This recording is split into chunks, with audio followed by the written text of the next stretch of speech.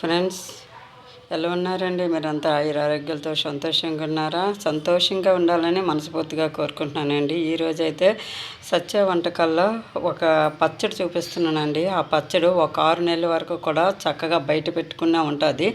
అంత చక్కటైన పచ్చడి అండి ఆ పచ్చడి అంటే ఏమీ కాదండి, మీ అందరికీ తెలిసి కూడాను గోంగూర ఉంది కదండి, ముద్ర గోంగూర కావాలండి. దీనికి ఆకు పండినట్లాగా ఉంటుంది కదా, ఆకు అంత ముద్ర గోంగూర కావాలండి. ఆ ముద్ర గోంగూరని చూడండి, టమాటా వేసి ఆయిల్లో బాగా ఫ్రై చేయాలండి. ముద్ర గోంగూరని ఆయిల్లో బాగా ఫ్రై చేస్తే నీళ్ళు పోయకూడదండి.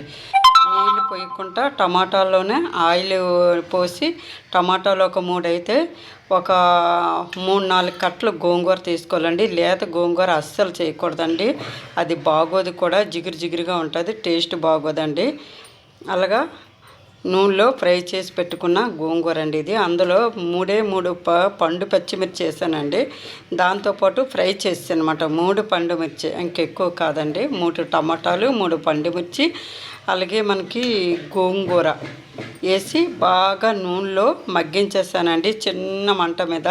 చూడండి, రుబ్బకూడదండి, ఈ పచ్చడికి రుబ్బకూడదనమాట, ఇలాగ ఉంచుకోవాలి.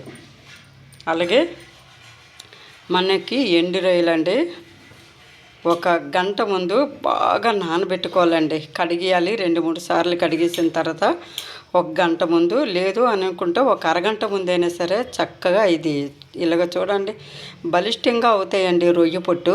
ఈ రొయ్య పొట్టుని చక్కగా ఇలా నానబెట్టుకుని ఉంచుకున్న రొయ్య పొట్టు అండి ఇది. పచ్చడికి చాలా బాగుంటుందండి ఈ పచ్చడి మాత్రం. ఇంత తింటే చాలు, ఇంత అన్నం కలుపుకొని తినాలా అనిపిస్తుంది, అంత రుచిగా ఉండే రొయ్య పొట్టు పచ్చడి అండి ఇది. గోంగూర రొయ్య పొట్టు పచ్చడి. దానికి కావాల్సింది కారం పొడి వేయకూడదండి, ఎండుమిర్చి కారం మనకి సరిపోతుంది. దీన్నే కొంచెం పౌడర్ చేసుకుంటే మిక్సీ, అదే గాడగా బరక మనం ఉంచుకున్నాం అనుకోండి సరిపోతుంది అది. అలాగే ఇది కరివేపాకు అండి, ఇది మెంతిపిండి, ఆవపిండి, ఇది కొంచెం అండి మెంతిపిండి. దీంట్లో పోపులు వేయలేదండి, ఓన్లీ జీలకర్ర మాత్రమే వేస్తున్నాను. ఎల్లుల రమ్మలు కాస్త ఎక్కువగా వేసుకోవాలండి మనం. ఇప్పుడు ఏం చేయాలంటే మూకుడు పెట్టుకుందాం ఫ్రెండ్స్. ఆయిల్ పోసుకున్నాం కదా, ఇప్పుడు ఎండుమిర్చి ఫ్రై చేసి తీసుకుందాం. ఎండుమిర్చిని ఎప్పుడు కూడా చిన్న మంట మీద ఫ్రై చేయాలి, ఎందుకంటే పెద్ద మంట పెట్టామనుకోండి ఎండుమిర్చి మాడిపోతుందండి. చిన్న మంటలో లోపల వరకు మనకి ఏగుతుంది అనమాట. పెద్ద మంట అయితే పైన మాడిపోతుంది. అలా కాకుండా చిన్న మంట మీద ఫ్రై చేద్దాం ఫ్రెండ్స్. ఏగిపోయేవి ఇప్పుడు మనం ప్లేట్లోకి తీసుకొని పక్కన పెట్టుకుందాం. పోపు కూడా వేపుకొని ఫ్రై చేసుకొని తీసుకుందాం ఫ్రెండ్స్. ఎందుకంటే మనకి రొయ్య పొట్టు వేసేటప్పుడు మనకి పోపు అది బాగా ఎగదండి, అందుకనే ముందుగుంటా మనం అన్నీ కూడా పక్కన పెట్టుకోవాలి.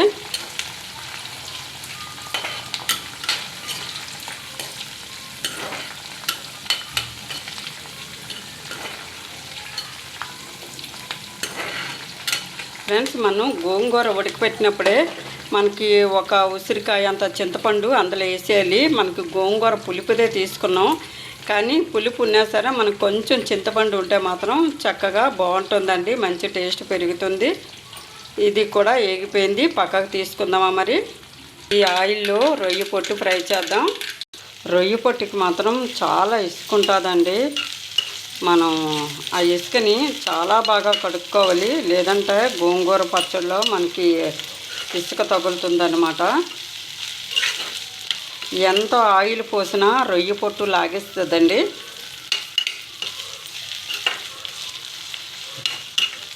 రొయ్య పొట్టుని కూడా చాలా బాగా ఫ్రై చేయాలండి, లేకపోతే నీసు వాసన వచ్చేస్తుంది. రొయ్య పొట్టులో కొంచెం చిటికెడు పసుపు వేసుకొని ఫ్రై చేద్దామండి. రొయ్య పొట్టుకి తగ్గ ఉప్పు వేసుకుందామండి, ఎందుకంటే గోంగూర ఆల్రెడీ వేసుకున్నాం కదా, మనం రాళ్ళు ఉప్పు వేసుకున్నాం కదా, ఇందులో మాత్రం కొంచెం ఉప్పు వేసుకుంటే రొయ్య పొట్టుకి తగ్గట్టుగా వేసుకోవాలి. రొయ్య పొట్టు చాలా బాగా వేగిపోయిందండి. ఇప్పుడు మనం ఈ గోంగూర ముద్దని కూడా కొంచెం ఫ్రై చేసుకుందాం. ఇందులో వేసి ఏమైనా చెమ్ముంటే పోతుంది. చిన్న మంట మీద మగ్గించాలండి. చిన్న మంట అండి. ఎండుమిరపకాయలు ఉన్నాయి కదా, బరకగా దీన్ని మిక్సీ పట్టుకుందాం, లేదంటే చేత్తోనే నలుపుగా వచ్చండి. ఇది రెడీ చేసుకుందామా మరి. దీన్ని మిక్సీ పట్టుకున్నాం కదండి, ఈ పోపుతో సహా మనం ఇందులో కలుపుకుందామండి. బాగా ఏగిపోయింది కూడాను. ఇదైతే ఉన్నకడికి చెమ్మంతా వచ్చేసింది, ఆయిల్ మొత్తం వచ్చింది చూసారా. ఇలాగ ఆయిల్ అంతా బయటకు వచ్చేస్తుందండి. పచ్చడి మాత్రం లోపల ఉడికిపోయి. ఇప్పుడు ఇవన్నీ కలుపుకుందాం. రొయ్యి పొట్టు అయితే మనకు కనిపించదండి, అందులో మగ్గిపోతుంది, మగ్గిపోయి పచ్చడిలో తయారైపోతుందండి. మనం ఇప్పుడు ఇదంతా కలిపి పెట్టుకున్నామండి. ఇప్పుడు ఉప్పు కారం సరిపోయిందో లేదో చూద్దాం.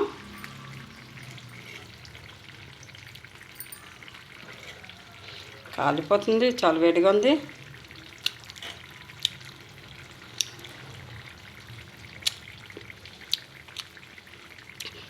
కొంచెం ఉప్పు తక్కువ ఉందండి, ఉప్పు వేసుకుందాం. ఇప్పుడు మనం కొంచెం మెంతిపిండి ఎక్కువగా వేయకూడదండి, దానికి మనకి కొద్ది చేదుగా ఉంటుంది. ఒక స్పూన్ వరకే మెంతిపిండి వేసుకోవాలి. ఆవాపిండి 2 స్పూన్ల వరకు ఆవాపిండి వేసుకోవచ్చండి. ఇది మళ్ళీ బాగా కలిపి పెట్టుకుందాం. ఆవాపిండి మెంతిపిండి అన్నీ కలిపి పెట్టుకున్నాం కదండి, అంతా ఇంకా రెడీ అయిపోయిందండి పచ్చడి అయితే. సత్య వంటకాల ఛానల్ ఆదరిస్తున్న అభిమానులందరికీ నా హృదయపూర్వక ధన్యవాదాలు ఫ్రెండ్స్. కొత్త వాళ్ళు చూస్తే ప్రోగ్రామ్ సబ్స్క్రైబ్ చేయండి. మీ ప్రోత్సాహంతో ముందుకెళ్తుంది, మీ ఆదరాభిమానాలతో ముందుకెళ్తుంది. లైక్ చేయండి ఫ్రెండ్స్. లైక్లు అయితే అస్సలు రావటం లేదు. లైక్ చేస్తాయి కదా నాకు కొంచెం ప్రోత్సాహంగా ఉంటుంది. మీరు లైక్ చేయండి. ఈ ఛానల్కి నాకు కూడా చెప్తున్నాను, లైక్ చేయండి ఫ్రెండ్స్. బాయ్ అండి. యూట్యూబ్ ఛానల్ వెళ్ళాలి అని అంటే ఖచ్చితంగా మీ ప్రోత్సాహం ఉంటేనే ఫ్రెండ్స్ వెళ్ళాలనిపిస్తుంది. లేకపోతే అస్సలు ఎందుకు ఎవరు చూడలేదు కదా మనం ఎందుకు చేయాలి అన్న నిరుత్సాహంతో వస్తుంది. కాకపోతే నాకు తెలిసిన వంటలు కొంతమందికైనా సరే కొంచెం చూపించాలని ఒక చిన్న ఆశ అండి. మీకు రాదు కాదు అనుకోకండి, రాక కాదు,